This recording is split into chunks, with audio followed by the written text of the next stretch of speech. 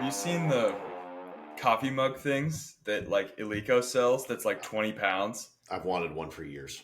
It's got like a knurled Yes. handle. I think they Yeah. cost, you can just buy them. It's like a novelty stupid thing, but like, Yeah, check the cost. If the cost has I come think they down, I'm cost getting like one. $100. Yeah, I if the don't cost even know what is. to search. Heavy coffee mugs.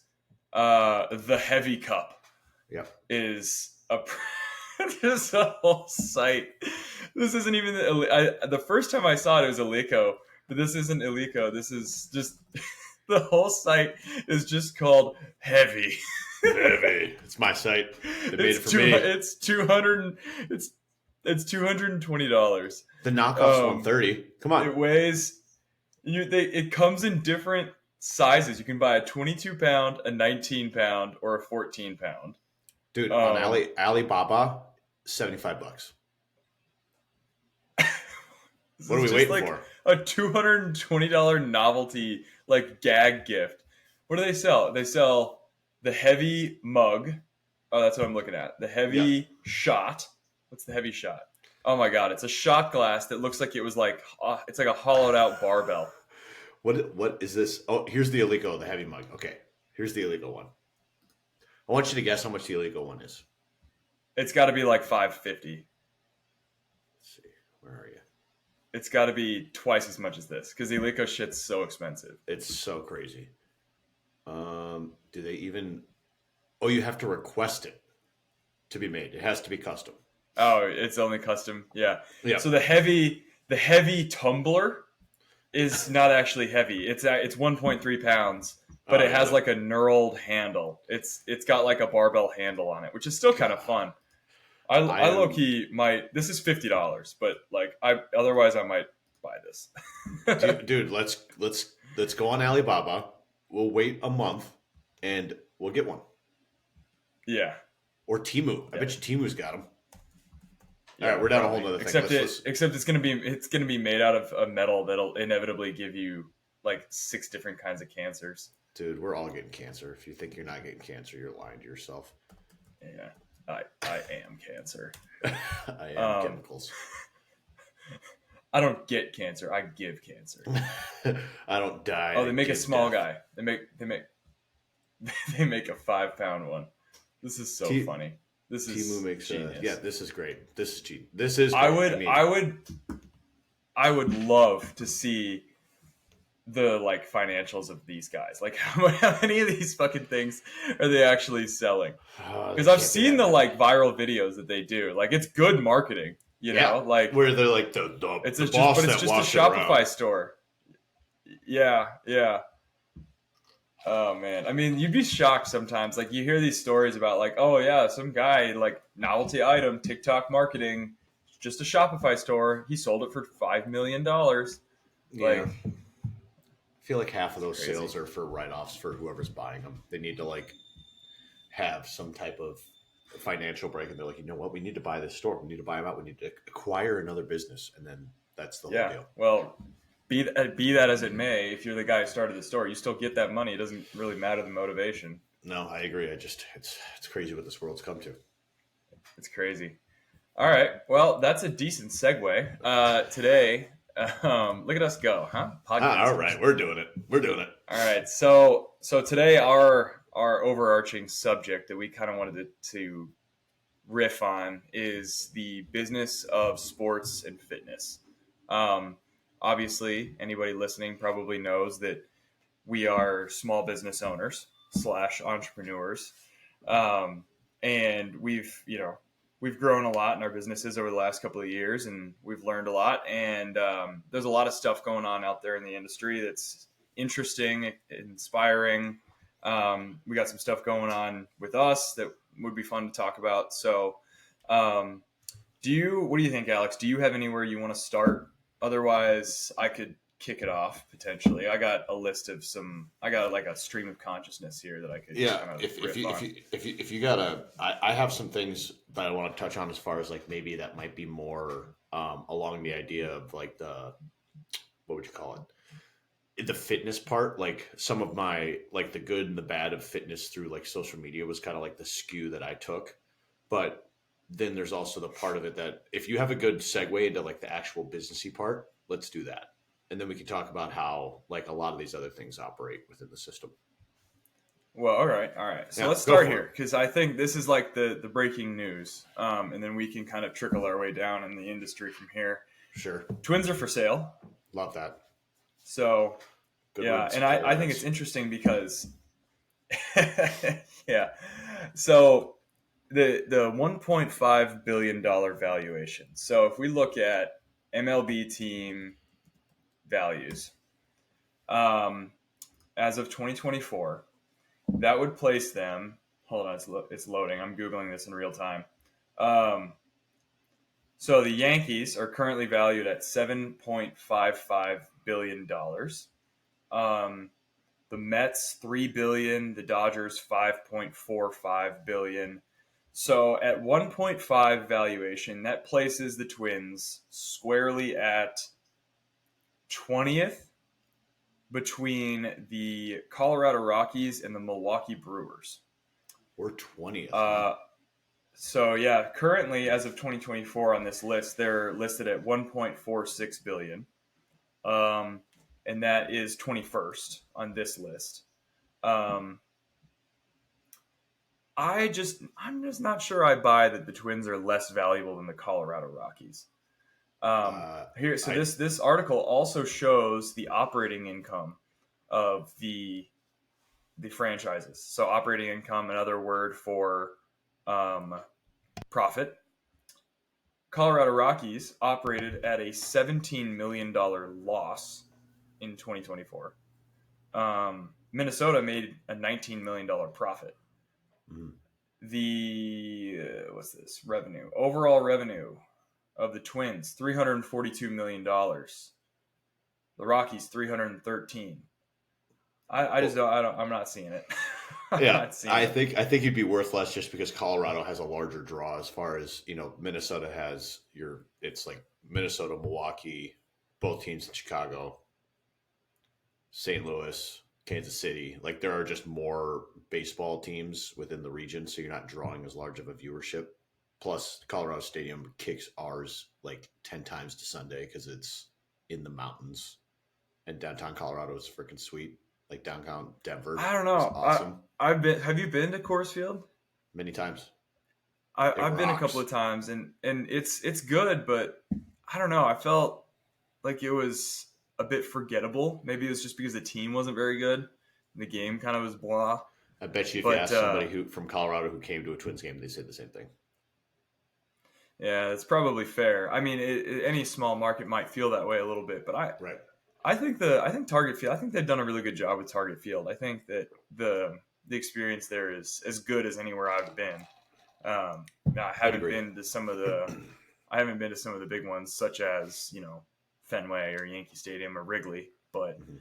um, those are top.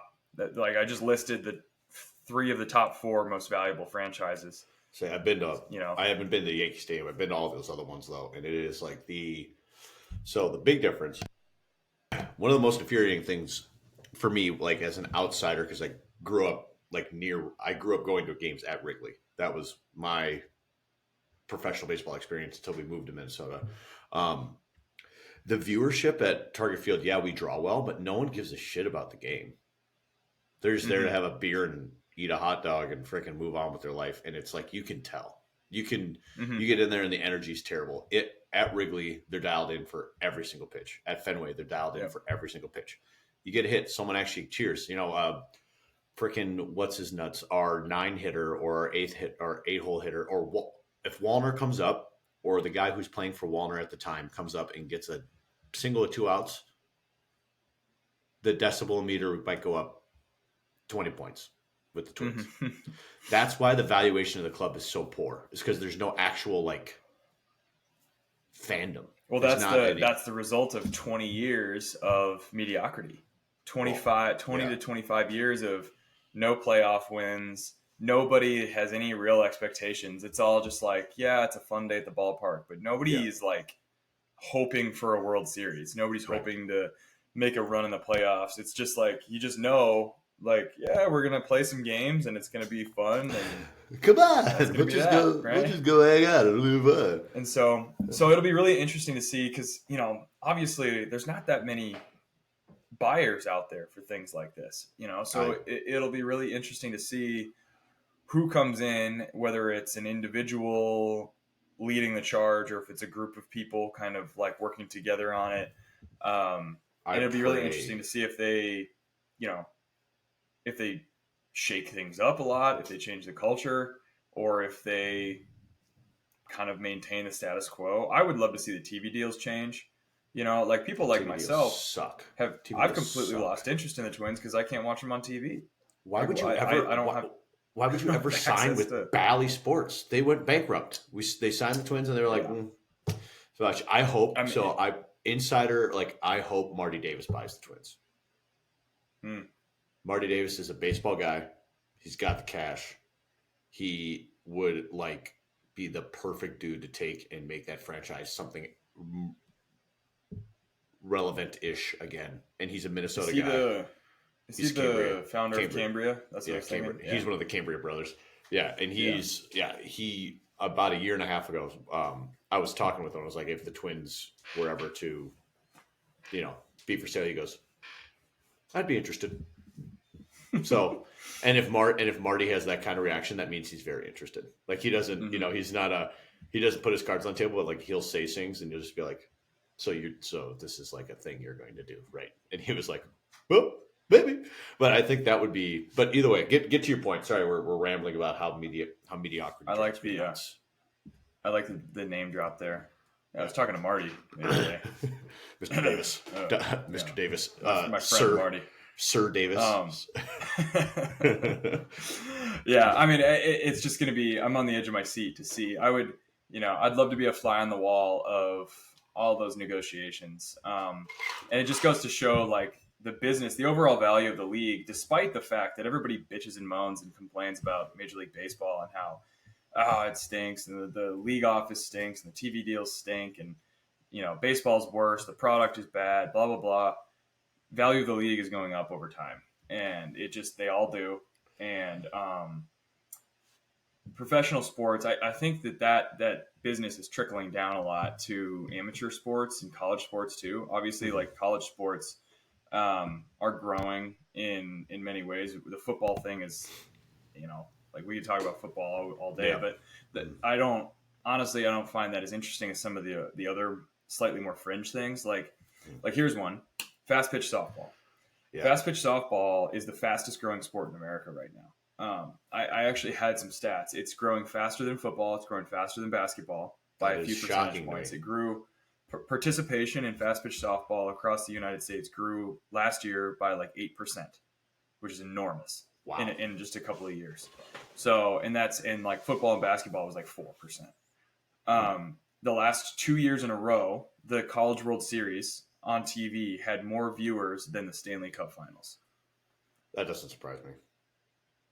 And yeah, I mean, hockey is kind of a fringe thing, but it's the Stanley Cup. It's But the cup. I feel like And well, yeah, but hockey's so like growing up in Indiana. Interjection, growing up in Indiana, like unless you were a Chicago Blackhawks fan, no one was watching hockey. You were watching basketball. true, yeah, Like hockey wasn't even yeah. a thing to Well, me growing up. was anybody watching college fast pitch softball either? No. Not likely, Well, right? Jenny Finch. That was the Jenny Finch era, so maybe. Yeah, maybe when she was at what was it, Texas? Yeah, when she was Yeah. the best. Yeah. But it just goes to show, like, if there's star power and there's players, right? Yeah. And I think that the popularity of softball, my working theory is that the growing popularity of it is drawing athletes to the game that would have been drawn to some other sports 20 years ago, right? I agree with that. When you turn on the TV and you watch college softball, you see physical archetypes that might have been drawn to volleyball or soccer, Mhm. maybe in like 2002. And Sure. now they're playing at Ole Miss softball, and they're explosive, they're fast, they're strong, they're big, they've got bat speed, they're hitting home runs, and it's cool. It's fun to watch, and it's a fast game. Like it's not. is. I think that there's an idea with baseball players that softball is like dumb because it's like small. Oh, it's cutesy, a big ball, but the small field makes it move really fast. and the Oh, ball's yeah. in play a lot, Mhm. and like the ball goes in play and it's like bop bop bop, like the play's over and you're like holy shit, It's and it's like playing the silent ball with your pace of play buddies. is good. Yeah. They Sorry, don't it's take like very playing long silent. between pitches. Exactly. It's literally like playing. It's like a good baseball game. It's like sandlot ball with your buddies. It's play, play, play, hit, play, and it's like the game is. I think it's one of those things. It's like when you play mini basketball with your buddies. The the game becomes so much more. It's so much quicker because everyone can do it. Like it's you catch a barrel from like a fast pitch softball chick. It could go out. It's only 200 and whatever feet to the fence. You're banging doubles. Yeah, Like I totally agree, dude. I think it's like I think that game has legs, and it's one of those things. Like I'll say it. This might be controversial, might not be. It also is just a fact of genetics.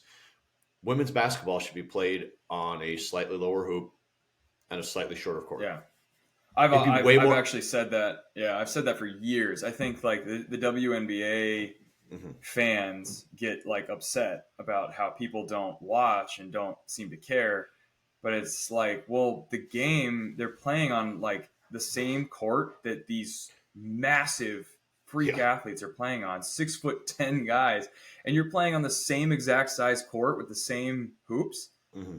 Make it proportional. Yeah. Lower the rim. Like the Take 3 point line isn't as far, but like that doesn't change my viewing no, experience at all. no. And the only Like reason that it's the same thing as you can take like the Caitlin Clark anecdote, right? She plays like a dude. She yeah, comes she has the down, she same play dishes the style. ball. Yeah. She's like a Steph Curry, a female Steph Curry. Like she just shoots, she does it all. Like people want to watch that shit. It's the same thing as like you're saying in fast pitch softball. You got athletes that can hack it and athletes that can hit the ball 340 feet, 100, Yeah, however many feet past the fence. People want to see that. People yeah. want to Now I watch do. animals. Yeah, I do think that the evolution of softball is going to get to the point where they're going to push and they might have to make the field bigger. I No, think it'll ruin the I do game. think that they're going to be so explosive in like 2 years. It's happening fast. Like we're going to get to the point. I mean, did you see this? I mean, the stats of what is it? The team that won 3 years, three national championships in a row. I don't know. I'm blanking on which team. It was an SEC team. No, it was Oklahoma. Yeah, they're SEC now. So Mhm. Oklahoma, their offensive stats are hilarious. Really? Like 170 homers in like 3 seasons or something like that. What? Their team batting average is like 480. Oh, that's Um, nuts. and like it's partially, but it's the power numbers that are just like Mhm. comical. They're But it's because they're so Billy. strong now Yeah. that any ball they barrel in the air goes over the fence. And Yeah. so I think it's possible that somebody's going to come along and be like, hey, maybe let's move the fence like 40 feet back. But Nah, for the don't time do being, it. I hope they don't because Don't I do it. love it. I think it's Yeah. great. Yeah. And especially for the girls that I train, like it's so much fun that you have got like a 14-year-old kid that can like legitimately leave the yard, Mhm. and that's pretty awesome. I'll say Um, our chicks are hitting home runs at an egregious pace compared to everybody else.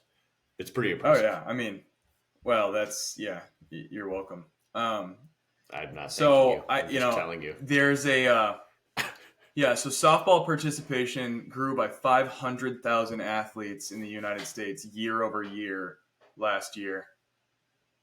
Combined, baseball and softball saw a larger percentage increase in participation, 7.6%, than basketball and football. Football is actually still growing, which honestly surprises me, like 3.6% increase year over year. Mhm. I would have, if you had made me guess, I would have thought it was shrinking. I Yeah. think there's a lot of parents out there that are like not letting their kids play tackle football, but Will you let your um, kids play tackle football when you have children? I don't know. I was literally talking to Megan about this like 2 days ago. And honestly, I don't know. Like, it's going to have to be like a game time decision. Maybe it'll depend on like the physical development of the Mhm. kid, mental Yeah. makeup of the kid. Do I think he can handle like contact like that? I don't know. I mean, because it's like I played and I loved it. I liked Yeah. playing, but Yeah. my parents didn't let me start playing tackle football until sixth grade, seventh grade, middle school. Yeah. Like in around here, they start playing tackle in like third or fourth grade. My parents were like, "No, you're not Yeah. playing tackle Yeah. football in fourth grade." Mhm. But maybe I would do something like that. but my dad like secretly didn't want me to play. Like he like Lester? let me play, yeah, all the way through high school. But like when I was like 27 years old, and he finally told me, he's like, "Yeah, I really wanted you to quit in high school, but I wasn't gonna make you quit. Yeah. You know, if you wanted to play, I was gonna let you play. But he was worried about me like getting injured, like breaking my arm and like missing out on college baseball because he knew that was my Yeah, path. that's You fair. know, Yeah. but I insisted on playing. You Yeah. know, and it's funny too because it's like I wasn't very good. I mean, I was a little bit undersized. I didn't really fill out until like college. I was Mm. skinny, you know, and if I had been just a little bit better at quarterback, that would have been a good thing for me. But I was the backup quarterback for our varsity team, and I played defense. I played defensive back. And, I mean, if I was expected to stop the run, you fucking forget about it. Oh man. I was a cover safety, I but was yeah, there man, for I mean, it there for was, funsies. yeah, I was playing the ball. I don't Um, know. I think I mean I was same as you. I didn't play football until I was in sixth grade was my first time playing football, and I happened to be good at it because I had the physicality for it. And then they were like, "Oh, you can hit someone as hard as you want, and you're not going to get in trouble." And I was like, "Now you have my interest." So, and I happened to be good at it because of that, and that always like made it fun for me. I despised the practices because it was like you just for me. I was an offensive lineman and a long snapper, and my job was just to smash you in the mouth as hard as possible. Like know the Mhm. defensive structure and smash you in the mouth.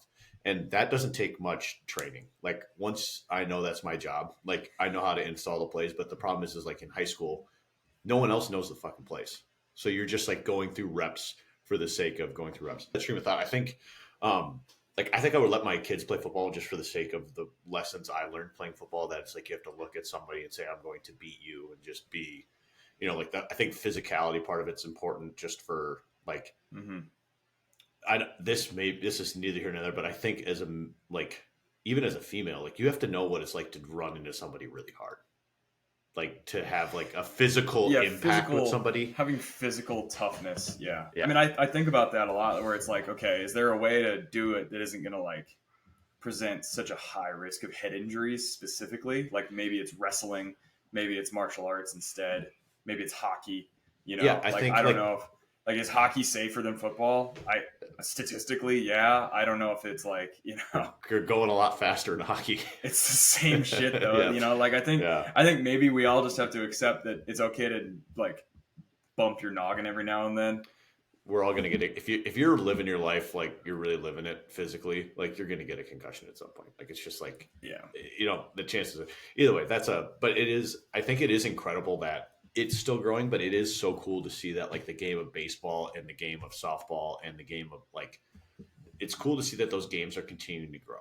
Because if you look at like mainstream media or you look at like general populace, it feels almost like the inverse, right? It feels like people aren't playing sports as much. People aren't doing Mm-hmm. things, but it's the same thing as politically or anything. You're just getting whoever the loudest person is making all the noise. So it's just yeah, man. I don't know. Yeah. It's People cool that people our will have you softball. believe that nobody's playing sports. The kids don't go outside anymore. Yeah. 8.9 million participants in baseball last year, a 108% increase from 2014. Whoa. So for all my Whoa. mathematicians out there, that's doubled. So participation in baseball has doubled in the last 10 years. That's sick. The perfect game, the business of perfect game. So I'm going to segue this into like the business now of youth sports because there's a lot of really interesting stuff that I've dug up. Perfect Game got a new CEO in 2018, and since then they have increased from about 200,000 event participants annually to 2 million. What? So That's 10x insane. participants in Perfect Game events in the last 6 years. 10x. 10,000 teams to more than 100,000. And from 50 full-time employees in 6 states to 541. Um, they had an office building in Cedar Rapids, Iowa, where it was based, and then they moved to Cedar Park, Texas. Had to stay in the Cedar towns apparently. Yep. Yep. Tax purposes. So yeah, I mean, and these guys they had an Oakley deal and it expired, and so now they're going to make Perfect Game sunglasses. They have an official e-commerce deal with Dick's Sporting Goods. They have branded merch in 250 Dick's Sporting Goods stores. They're part owner of a bat company. They manufacture their own uniforms and baseballs. They have a multimedia thing, perfectgame.tv, 3 million unique viewers per month, 600 million impressions on social media last year, and 187 million video downloads. That's so insane. all those eyeballs that comes along with sponsorships, right? So they have deals with Dick's, Rawlings, Yeti. They had the Oakley deal and that expired, and they're not going to renew it because they're just going to make their own sunglasses. I have a quick thought on that. Did you hear the whole deal about they will only allow certain types of bats? So they outlawed like the Hype Fire and a couple other like the Drop 5 bats that are like incredibly hot, and they're going to make their own bat. Yep, that's what this says. They have a part ownership of a new bat company called Mind Baseball. Yep. So they're just going to force people to use their bats. So they're doing the whole vertical integration thing. So they're going to have all the gear that the kids are wearing and the event. They're making money from bottom to top, man. That's crazy. Yeah, I think that's really interesting. Now, what's really interesting here too is they're not the only ones doing this kind of thing. So there's this business that I found that I kind of stumbled on. It's called Unrivaled Sports. And this is interesting because this is, I think, kind of the first of its kind. They are essentially a private equity group.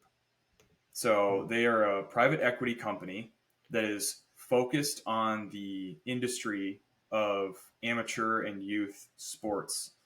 And they have, so here, let me, I see. So first of all, website. Are you familiar with the Chernin Group? Do you know what the Chernin Group is? Yes. So the Chernin Group, for anybody who doesn't know, the Chernin Group is a big private equity group, and they're famous for investing in, at least recently, they're famous for investing in companies that are like content to commerce, right? So they were the original huge money into Barstool Sports. They bought out like a huge share of Barstool Sports like years ago, and then they sold that share back, and then they did the deal with Penn Gaming, and then they bought it back. But that was the whole thing. They were behind the Mr. Beast deal with the food packaging company. They're involved, I think, with Prime energy drink and that stuff, like the content to commerce, like influencer to a product marketing. That's what they're really known for. And so then they're also now they're getting into like youth and amateur sports experiences. So they now own the Cooperstown Dreams Park thing. Yep. Anybody who's in baseball is probably familiar with that. I went twice. Awesome thing, right? Definitely a huge business. So this Unrivaled Sports company owns them now. So that's in their portfolio. So their portfolio of companies here is indoor ski and snowboard company, Under Armour flag football, another flag football league, baseball factory, softball factory, Ripken baseball. There's a company called Diamond Nation, and they are like a big baseball softball complex in New Jersey, like a multi-field complex. Mountain biking camp, chain of skate parks, a youth soccer company. What's this one? Sports Force. I want to own Sports Force. It's a big sports complex near Cedar Point in Ohio. So baseball, softball, soccer. Give me on Sports Force. Windell's, Mount Hood, Oregon, ski and snowboard camp. So they got a lot of action sports because Unrivaled Sports, one of their founding partners is Shaun White. Yep. But this is cool. I think people have this reaction where they are like, oh my God, everybody's just in it for the money. That's not good. It's, the youth sports. But here's the thing, man. Cooperstown Dreams Park. Let's use that as an example. Mm-hmm. if those people are making tens of millions of dollars a year off of that, I do not care. In fact, good on them. That was one of the most memorable experiences I had in my whole life, Yeah. baseball or otherwise. It was worth every penny that we spent on it, whatever we spent, and we fundraised for it and all that. But like, they deserve to receive the value in monetary way in return for what they're providing us. That was an amazing experience, and it's great. And so, if there's people that want to invest large sums of money to make that experience even better, good on them. And I don't. I think that this is pretty inspiring, right? Because the more people see benefit in it for them to invest Yeah. money, time, effort in improving this industry, the more you're going to see that participation number continue to grow, the more opportunity you're going to have for people to have cool experiences, memorable experiences. Because as we all know, like kids they're not all going to go pro. So you might as well have memorable experiences through the games that you're playing, right? Baseball, soccer, volleyball, whatever it is, softball. And I think this is really interesting and inspiring, although admittedly a little intimidating because you know you've got some big players involved now, right? Yeah. And they're going to start scooping these things up. And Dick's Sporting Goods is starting to do their House of Sport thing, and I think that they're going to probably be. I think they're probably going to be trying to build like complexes at some point. My Yes. prediction is that you're going to see a Dick's Sporting Goods like baseball softball complex, or maybe like in Minnesota they might build like a hockey arena first potentially. Mm-hmm. I don't know. It'd be interesting to see what they end up doing first, but it wouldn't shock me to see something like that. And you're seeing this, right? You're seeing this trend, and so youth sports has private equity involved, and people hear that and they're like, "Ooh, private equity is bad, the evil empire." But what that means is people are investing huge sums of money into improving it and making more of it, and competition is good. If Yes. you have more of it, people are competing and improving the experience, right? And I think that that's a net positive.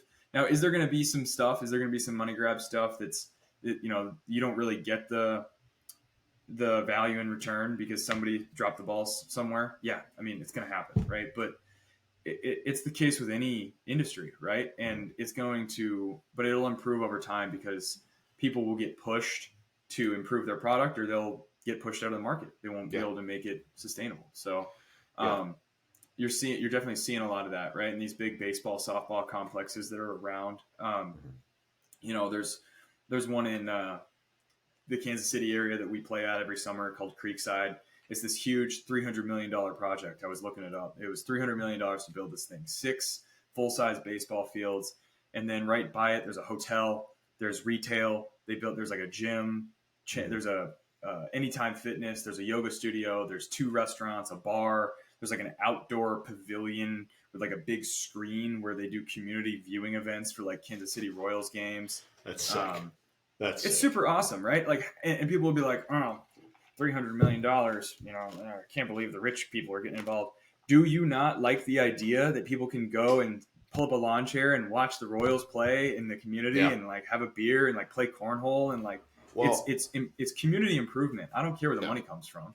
Yep. So this like the whole what you're presenting is great. Like I totally agree. I think that when I was growing up in Indiana, there were like these 3 fields that were in the next town over from us, and they were the equivalent of like a Cooperstown grade, like little league field. And we'd play there once a year. And it was awesome. Super cool. Because most of the other fields we played on in little league were shitholes because of the part of Indiana I grew up in. Like we'd play in East Chicago. Not a great place to play baseball. We play in Michigan City. Isn't East Chicago just the lake? Pretty much. But East Chicago, like we play in Michigan City, Indiana. We'd play behind like a bingo bar. Like there's a lot of that stuff, and we were like a really good team. We had a lot. Like I think from that team we had 4 guys drafted, like 10 played Division I, so like very good little league team. I think that anytime you can get more eyes on a sport, especially when it comes to like the community part of it, because realistically, when you look at like, think of when your parents would take you to tournaments, right? Mm-hmm. It's more so about the parents getting along with the other parents and like having some type of community, and then their sons having the community as well. because that's what Mm-hmm. player development is. That's like, as much as we want to admit it or not admit it, it's getting around your buddies and just being a clown. Like, that's how you become a human. That's how you integrate. That's how you just develop, right? My gripe with it is when it comes to like the perfect game showcase, and it's the 9U national team or something like that, and it's like, Yeah. it's at that point, it's like, come on, like, no one's Yeah. the 12th ranked 10U player from Florida, and it's like, he's 10. Who cares, Mm-hmm. right? Yeah. That's Yep. Yep. that is my only pestilence with the whole thing, or like my only turn off with the whole deal, is Yeah. that it's just like, that's part of the trickle down effect of like getting in and the money grab, is that it does come Yeah. from the top and it goes all the way to the bottom. Like, there will be Yeah. 8U teams with a perfect game deal, and it's like, okay, what's the point of that? Like, you Yeah. guys can't even throw the ball across the Yeah. diamond yet. But that's, if you have to if you have to put up with that to get the benefit that you get from having like kernels, from having that place in Kansas City, from having like Lee Summit, like from having these huge complexes that are based around Mm-hmm. giving you a great baseball experience with your buddies and your parents and stuff like that. That's great, because think, you could still pay $700,000 to play in a tournament, and it could be in the middle of Shipshewana, Indiana. I've done it, and there's nothing there. So you get done with the game, and Yeah. what? You drive the 3 hours back home, and then you come back the next morning. Like, that's what Yeah. we would do. I'm with That's you. not fun. I 100% agree. Yeah. Mhm. And I believe in the free market. I think that will correct itself, because Mhm. I think eventually people will kind of wake up and they'll be like, what the hell are we doing here? Right. Like, I'm not, you want me to pay what for what? You want me to Mhm. like go take my 11-year-old to a showcase, a ranked now? Yeah. How Mhm. about I spend that money? I take my 11-year-old to Cooperstown. We're gonna have an amazing experience, not like Yeah. get seen. Like, Yeah. come on, like pound sand, dude. Mhm. Yeah. I think that will eventually. I think that all things eventually can correct themselves if given the right amount of time. I think people Yes. will vote with their dollars, and it'll stop. And I think whatever people value will be what gets funded and Mhm. gets used. And I think, but you're absolutely right. Like, if putting up with that is the trade off to have these other things exist, then Mhm. I think it's kind of worth it in a sense. And then those of us who know better just won't pay for it. Yeah. I mean, If other people want to, like, fine, go ahead, whatever. You spend your money on whatever you want. I think a great. I saw a Cybertruck the other day. I think it looks stupid. If somebody else thinks it's cool, good on them. Great. Whatever. Good for you. Right. I think one of the best examples of like having your cake and eating it too is like listening to Garrett Cole's father talk about how he developed him as like a coming up as an athlete. He goes, we went in, Mm-hmm. helped our team win, but at the same time, I'm not throwing 12 innings on a weekend. He was like, Mm-hmm. there's no reason to. He's like, the goal when you have that, and he didn't start doing this until he was a little older. Garrett Cole was a good player when he was young, but he then became elite. Like most very good baseball players do, like age 14, the delineation becomes pretty big. Like you start seeing Yep. the skilled players become very skilled and the less Yep. skilled players fall behind. But that premise of like Garrett Cole still had to be on whatever Under Armour baseball factory team or like any of those things.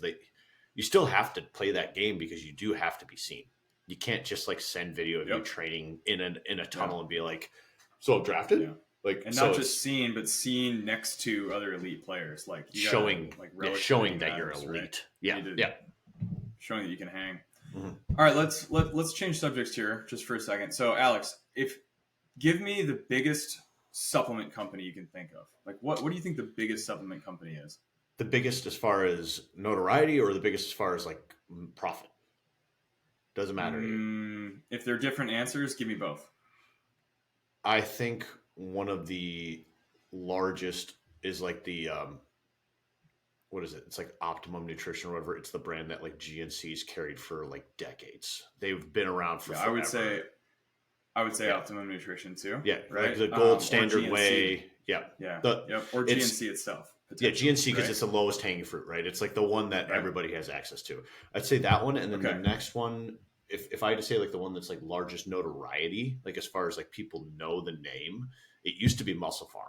Muscle Farm was huge when I was in college. Yeah, they were huge for sure.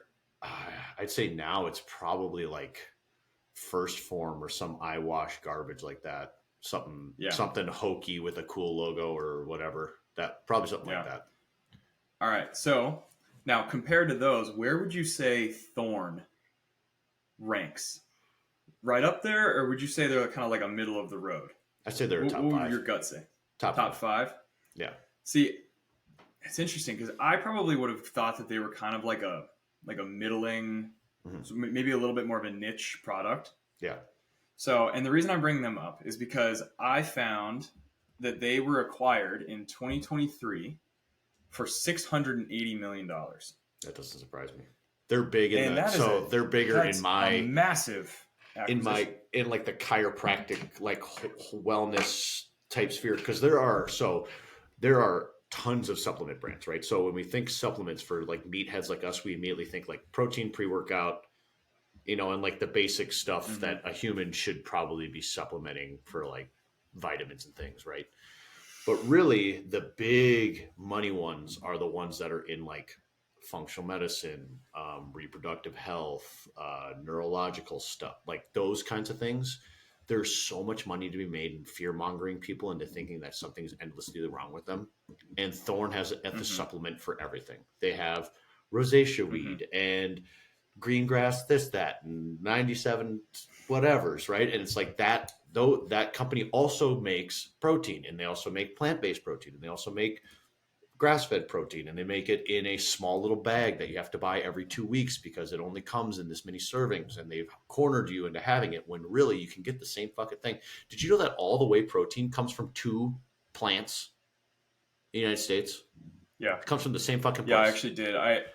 Well, funny enough, one of the companies that supplies a huge amount of the whey protein has a lab in our building at Max Strength. Did you know this?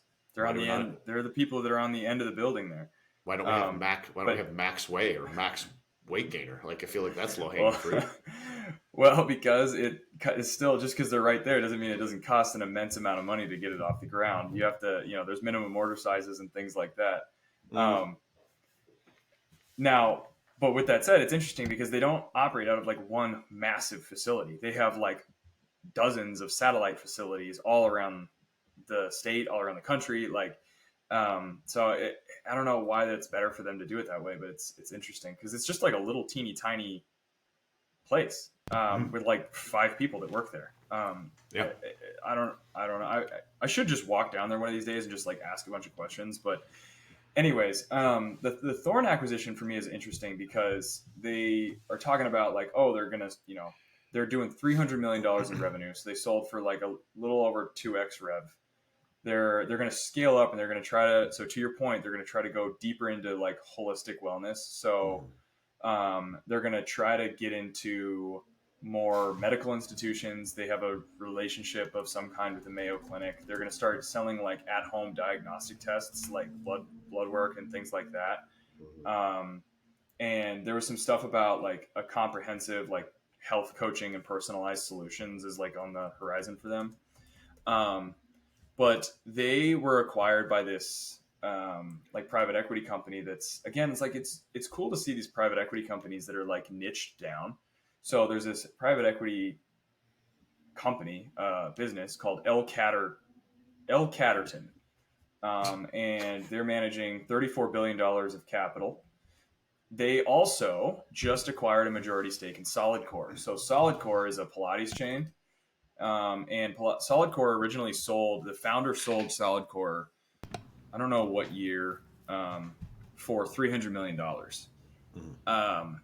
So they just acquired a majority stake in SolidCore again for $600 million valuation. Now, it didn't say what they invested, but it said they got a majority stake. So this L. Catterton private equity company invested at least $300 million in SolidCore.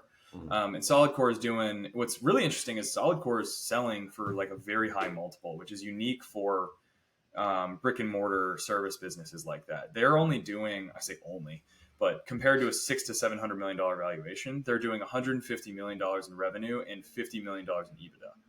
So they're doing significantly less revenue. They're doing half the revenue of Thorn. And they have almost the same valuation. And I think that that's really interesting, and we could probably riff on like why we think that is, Mhm. but I don't exactly know why they were able to get such a high multiple. I, But I Solid think core that has that's more. fascinating. I think Solid Core has a more like brick and mortar value because they're like a thing. They're a place you can go to that carries weight. Yeah, That but kind of stuff. typically brick and mortar things they don't draw as big of multiples because they don't scale as quickly. You can't if a private equity company were to come in and buy a brick and mortar chain, they can't grow the valuation of that business as fast as they can something like an e-commerce or a consumer packaged goods business, because consumer packaged goods businesses are far more sensitive to capital injections, far more sensitive to changes in customer acquisition costs, far more sensitive to changes in the market.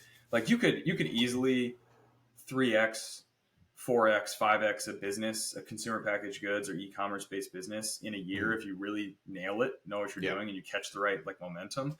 It's really difficult to do that kind of thing with a brick and mortar chain, right? Right. I Because it would takes say, time just to simply build the places. Like yeah. if I bought Solid Core today and I said I want to double the amount of Solid Core locations, doubling the amount of Solid Core locations would probably take me multiple years, no matter how hard I tried. Yeah. And if you wanted to double the sales of a consumer packaged goods businesses, it if you nailed it, it probably Mhm. wouldn't take you 5 years to do so, right? Right. I It was might making take the you 5 years, but it would be because of like trial and error and mistakes and right. like. I But was if you making nailed more it so first the try, I was making more so the point of the fact that Solid Core is like it's like a known brand. They do Pilates. Like they probably have yeah, the structure of how they train people in. They have like all the backing of that. Like that. That's a valuable when you look at like it's the same thing we looked at when you buy like a clinic or you buy like another business, kind of like what we did. It's who's there, how often are they coming, do they value it, are you partnered with other things, like what are your tentacles, what do those look like, what are the offshoots, and how do they create dividend. I think that's probably where they created some more value or like made it look like they had a larger value just because they have. I mean, solid core is the only thing I know about Pilates. That's it. mm-hmm. Yeah. Well, they were the woman who I kind of went on a deep dive on her like a couple weeks ago. The woman who Mhm. started that company, and I didn't do a deep enough dive to remember her name apparently, but I learned that she had a There's can't only so remember her much name right space now. up there. There's only Um, so much space. she started with a nonprofit called Back on My Feet, which is a really neat thing. She would literally go to homeless shelters. She started a run club that operated out of homeless shelters. That's pretty So she cool. would go and buy shoes and give these men's shelters. She would give these men shoes. She would take them for runs, right? Hmm. And she had like a deal, like you had to show up at 6 in the morning to run. Like you're getting back on your feet, you're getting your shit together. You're gonna use running and fitness as a vehicle to like get your life together. Yeah. And she was very successful with that. And then she started Solid Core when she like discovered Pilates, and she was like, I love this. I think this is huge. It's a new thing. And then she grew Solid Core like really, really quickly. She made like $1 million in profit in her first year. Like she sold out her first location and then opened a new location like immediately. Good So for her. she's a killer.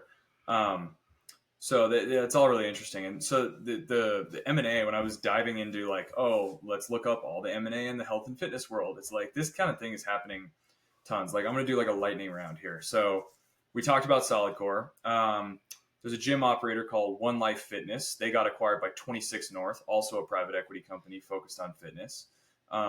Orange Theory Fitness merged with Self Esteem Brands. Self Esteem Brands is Anytime Fitness, Base Camp, Bar Method, Waxing, Chain, some other stuff like that. Um, LA Fitness bought X Sport Fitness, which is a chain that was just mostly in the Chicago area. I think they had some North Carolina locations too. Aura bought metabolic health platform Very. Very. This was a neat one. I said this is a lightning round. I'm gonna talk about this for a second because this is something that I wrote down too. Very is a continuous glucose monitor. Mhm. So I see an opportunity in the fitness market right now for people who know how to do hardware Yeah. for bio feedback. Like I think the biotechnology space is not saturated. I think people might think like, oh, there's all these wearables out there, it's already saturated. But like biotech, real biophysical feedback is just we've just scratched the surface. I think a trend that is just barely starting is people wearing continuous glucose monitors. I think the type 2 diabetes thing is going to become a bigger deal in the next 10 years. I think you're going to see tons of people who are not diabetic, who are trying to keep that from happening, wearing CGMs all the time. And this very company makes like an over-the-counter continuous glucose monitor. Oura Ring just bought them. So you can see where they're doing. You can see what they're doing. You can see where they're trying to go, right? Yeah, so Oura Ring is trying to raise the bar, and I think that with the improvement in the technology of like neurological technology as well, obviously there's the thing that Elon Musk is doing with the Neuralink and the implant, but I think that you're going to probably see brainwave technology improve a lot too. Right now, if you want to measure or manipulate brainwaves, you have to put on this big like helmet looking thing, right? Mm-hmm. And it works. You can do it. Yeah. You can tinker with people's brainwaves with it. I think just like you've seen glasses that have like little bone conduction speakers in them, mm-hmm. I think you're going to see both neurological feedback measurement devices and neurological manipulation devices in like wearable, just like glasses that you can put on. It'll touch your temples and it'll have electrodes, and it'll cure depression. It'll cure insomnia. I think it'll help cure ADHD. I think it'll have an effect on all that, or it'll just simply measure your stress levels, and people will use it as a modulation system, right? Aura, Whoop, Meta, somebody's going to do it. It's going to happen. It's just a matter of time. And so continuous biophysical feedback, like more deep physical monitoring, is a trend that is coming, and it's coming soon. And I think it's really interesting. Megan even has this harebrained idea that I love the concept of, but I don't know if the technology exists yet. She says like at some point there's going to be a device that people can get implanted that will measure the caloric and macro and micro nutrient intake. You just eat food and then you check your phone and see what you've eaten. Like, oh, I've eaten 75 grams of protein and it looks like I'm not getting very much iron. Like I should get more iron. Right. That'll and happen. It's just going to be like an esophagus implant. And I'm like, of course, I'm like, I don't know, but I'm secretly like, I think we should figure that out. Yeah, that'll happen. But it's coming. So Under Armour bought a running app. eGym acquired fitness memberships, Fit Reserve, Hustle. eGym makes equipment, which is really interesting. eGym makes like this really high tech equipment that they're selling to like Equinox and Echelon and really high ticket gyms. So Echelon, the company that makes treadmills and shit, they bought Recovery Tech. FitLab bought Assault Fitness. Let's see here. Johnson & Johnson bought Bowflex, which is hilarious. What did that sell for? There can't be much money left. Bowflex, well, they declared They're publicly traded. Actually, they declared bankruptcy. They're in the toilet. Mm-hmm. Consumer packaged goods. So there's the Siete Family Foods, which is like a better for you like chip. Yeah. PepsiCo bought them for like hundreds of millions of dollars. They won't be. Let's see here. Won't be a better for you brand for very long. That's that's filled with sugar and shit. Let's see here. So then there's healthcare tech. We're not really talking about that. So we talked about Unrivaled Sports a little bit. So they just bought a couple more things. There is a company called Teamworks that bought Zelus Analytics, Zelus Analytics does like AI, like data analytics for teams. And so they just got acquired. TB12, Tom Brady's brand, just merged with Noble. And so this is all just to make the point of like there's big business happening in the world of health and fitness, and the health and fitness and like physical activity market is growing really fast. It's projected to be like a $2 trillion market by 2030. Mm-hmm. And that includes that stat. The physical activity market includes clothing, consumer packaged goods, health foods, gyms, tech, wearables, all that stuff that we're just discussing. That's all of that, but it's an enormous market. And I think that so bringing this back to people like us, I think that there's like one of two outcomes for people like us. I think that what's going on here is there's a lot of room for boutique businesses to grow and exist sort of underneath and next to these massive conglomerates that are happening. Mhm. And the reason I think that is because I look around the Twin Cities and I see a lot of like boutique fitness places. I see a lot of like class based gyms. There's Burn Boot Camp. There's Rumble Boxing. Rumble Boxing is a nationwide chain, I think, but they're not on every corner like Right. Snap Fitness is, for example. Right. There's a brand called AlterFit in Minneapolis, and they've got I think just 2 locations, all Alchemy. class based. No, no Alchemy. like open, Alchemy. Mhm. There's some of these other ones that are kind of recovery places, saunas, bathhouses, cryo, float therapies. Right? Mhm. There's a one in Minneapolis. It's called True North or Yeah, Embrace North, Ice and then there's Body Tex Embrace RX. North. There's Yep. there's a Yep. lot of them. It's like And to make a point to what you're saying. It's crazy because from us, like what we do is also boutique, right? Like what you do and what I do, we're like you try to get out of boutique so that you can grow more. But what brings people in is that you do something different. It's crazy because you look at what's around you. Like for us, when we go and try and make new relationships with people that are near us, there's a TCO urgent care or a TRIA urgent care on every fucking corner. There are 7 Mhm. chiropractic clinics within 10 miles of my place. There are there's another baseball facility within half a mile of your place. there's more There than one. are yeah, There's two. there are There's two within a half a mile. yeah, there are six gyms around your gym Uh-huh. within a quarter of a mile. Some in the same Yep. strip, some in the same strip thing, and it's Yep. it's insane because you think like your perception is that when you start business, like tell me if you aren't in the same boat. When you start, you're like, I got to beat everybody. You're like, it's got to be me or nobody. But then you Yep. realize that really there are millions and millions and millions and millions and millions of people. Everybody needs help. Your Yep. job is to make your piece as good as possible. Like your job is to take and make your piece as you possibly can because you can't save everyone. Your job is not to cater to everybody. Your job is to cater to the people Mm-hmm. who value you and who see value in what you do because you don't change. You can't be a gecko or whatever the one that changes. It's a gecko, right? Changes its color. Is that it? Or tree frog or some Chameleon. shit. Chameleon. That's it. Chameleon. Good job, Alex. You can't be a chameleon. You only have so many colors. You can't be every color, right? We're not a He's a whatever. doctor. Yeah. I mean, it is crazy because it's like Well, you hear about yeah. these huge changes and you're like, I'm competing against those changes. Like, no, you're not. That's not who you're competing for. You're Mm-hmm. competing to be better. The person that's 2 blocks down from you or 5 doors down, your job is to be better at your job than them. Your job is to impact people more, to be more involved with those people's lives in the sphere of influence that you can create, because that's how your sphere of Mm-hmm. influence continues to grow. You don't get to just like all of a sudden jump ship. Like we're lucky that, we formally started our partnership.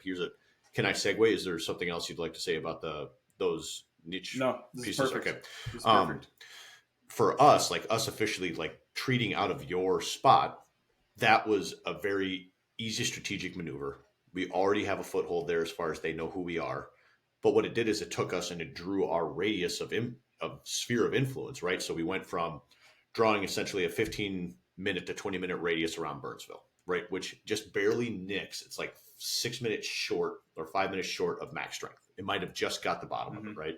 But then I just took and Yep. put another 20-minute radius around your spot.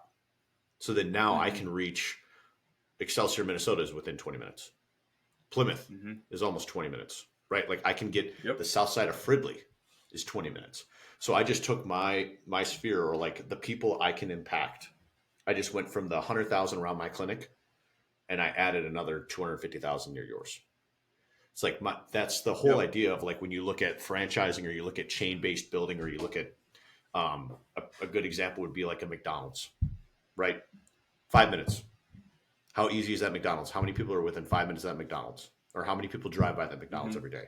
That's the idea, but it's a different thing, Robbie, obviously, because no one's just driving by and being like, oh, I should just get in quick. They're like, But the idea is that you need to, for you Yeah. to be able to impact more lives, you have to make yourself accessible, right?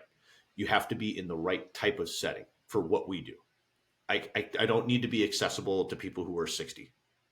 It's like that's outside of my direct sphere of influence, like where I can really impact people, I can help people, right? Mm-hmm. Unless they're a very motivated 60-year-old and they have goals. Most Mm-hmm. don't, right? Being in your gym, right?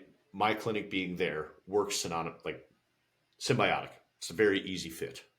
But the part that we are like now that takes us to the next level is we have to market that, right? Like all of the max strength people know are going Mm-hmm. to know who we are. My job now that I'm inside of your gym is to bring people from the outside in that normally wouldn't be there. So my job is to go and find Yep. other relationships that are near your spot that didn't know that I exist in there. And then when they come in there, they go, oh, what is this place? That's how that like symbiotic relationship can continue to grow. We build this thing that it's, if you can't catch them, maybe they fall into my net. And my net is the first thing that gets them in the door. And that's how like the Yep. boutique, the intermarketing of like a Yep. boutique business, that's how it functions. That's how you grow these. Like a perfect example is like how Blizzard baseball started, Mm-hmm. right? They were just a gym wherever the hell their gym is, right? And they were the only one. It's the same thing as ETS. ETS, there was one gym in Inver Grove Heights, right?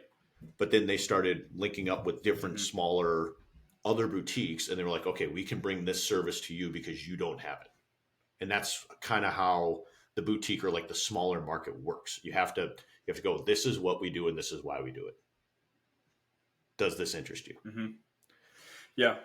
Yeah. And a little lesson in branding kind of between the lines there is that just as important as who you are for is who you are not for. Yep. And um, I think that it's difficult sometimes for small business people to have the courage to really embrace that, you know? And then also just kind of like knowing what winning looks like, right? So like perfect example, the other day, I heard that there's this competitor that we have like really nearby us, and they do like lifting and like performance training. And up until recently, I was under the impression that's all they did. They just did like strength and conditioning, right? And I just heard like from some other kids that they're going to start doing. They like built a cage in their place. They're going to start doing like hitting instruction because they like got some guy who's going to do it. And in like 30 seconds, I did this in my head. I did this wild swing between like, what? Are you fucking kidding me? Like, and I was like, God damn, I'm gonna like those. Their kids are going there. Like, God damn it! Like they need to be. And then I stopped and I was like, wait a minute. All of my appointments for hitting training are completely full. Mm-hmm. Before we've even started our off season, I have no space. All those kids that are going over there, I couldn't get them anyway. I'd have to turn them away. So like, I'm winning. I'm winning either way. Like, what do I care? You know. So like, you have to like understand too. What does winning look like? You know, you have to know what game you want to play. What do I get if I win? You know, is it a win stupid games or play stupid games, win stupid prizes situation? Is it, am I winning already? Do I need to worry about whether or not somebody else is winning a different game entirely? Right. Cause again, like maybe all those people, maybe I'm not for them, you know, maybe they're soft. Maybe they're not goal oriented. Maybe they're not committed enough to handle what we do on a day-to-day basis. Yeah. You know, because again, just as important as who you are for is who you are not for. You know, and that's very, very important for people to embrace. I think, you know, so just like how you know, Lifetime Fitness is not for the pores. Oh, you're regular. You're a peasant. Oh, you can't work here. You can't work out here. $200 a month. Oh, come on. Yep. It is such. I like it. Didn't used pay stub in when you join. Seriously, dude, it really didn't used to be that way. Like when we were kids, it was much more accessible. Mm-hmm. It has become like a status. You know what they're doing is they're trying to get people to churn out. They're trying to. They've oversold it. I'm sure they got too popular. Yeah, they got too popular. Gyms are overcrowded, and so they're trying to get people to churn and cancel their memberships. And what I think is fascinating is it's not working. They've raised prices this like calendar year. They raised prices several times. It was like 3 or 4 times just in the last 365 days, and it's like not working. They like can't get people to cancel, which is so funny because like good on them. They've built such a good like product that people are like, I will pay whatever it takes. Yes. Yeah. They can't get people to cancel. And pretty soon it's going to cost $1,000 a month. It's so just crazy to like have access to like a squat rack. It's so crazy You because know? it's like you think about, I mean, like what you and I would want in a gym. I want like solitude. I don't want anybody else there. I just want to train by myself and beat my head against a wall. I don't want anything Yeah. fancy. Like I want to train. And it's like, I just, I don't know. I do not get like the gyms with all like a million things. And it's like, you can get so good with very little. Like you don't need a lot to become very good and very strong and very fast. And it's Yeah. like I don't know. I guess everybody wants their own thing, but that I've never Everybody understood wants that. their own thing. I've never It's understood just that, and that's part of to, that's exactly what it's the the point we point I'm just just made. making. It's not for you. It Yeah. ain't. It's not for you. I want the hot tub, but at the same time, I'll just get one at my house. It'll cost me less over the course of a year than having a membership to lifetime. Yeah. Yeah. So I mean, this is the sauna, man. I pay for an LA Fitness membership just so I can have access to a sauna all the time. what's your Like, LaFatness membership? What's the LaFatness membership run you? It's like $38 a month. Have you thought It's about not bad. amortizing that and getting a sauna at your house for probably less than that over the course of a year? Not over the course of a year. It would take. I have done the math on this. Like to Because get because I don't want to get an infrared one. I want to You get want like a real deal. Yeah, same. I'm not going to do it until I can have like a hot house, like a real sauna. Right. Because I do want Right. one. And I don't know. like to get that, you're spending $5,000 probably at least. Do you think if you had to choose between a cold plunge and a sauna, which would you choose? Sauna.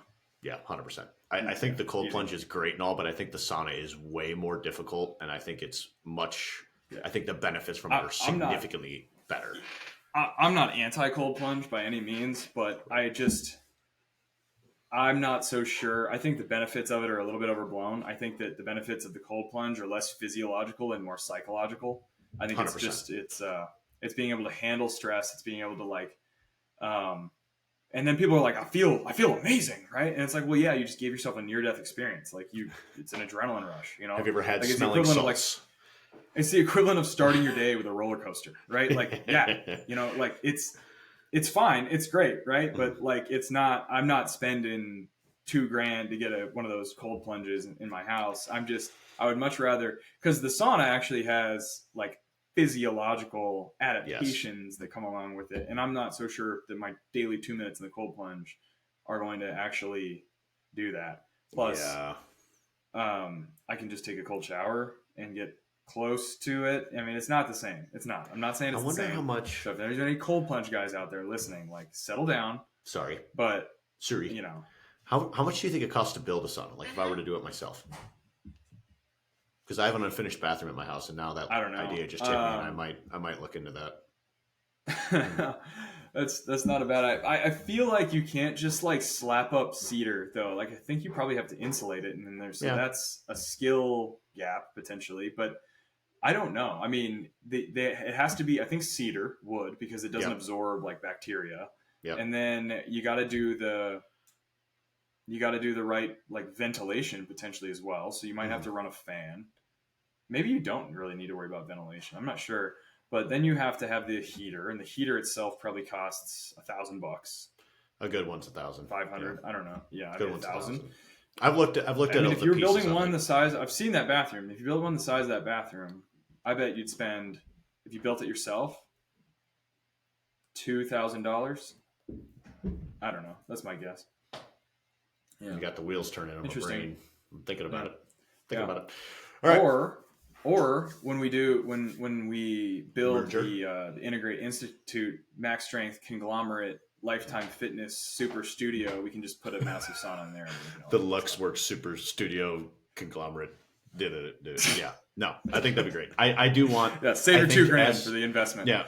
As I get older, I think that's something that I would really value. Like, I don't think I want a hot tub. Like, I don't think I want.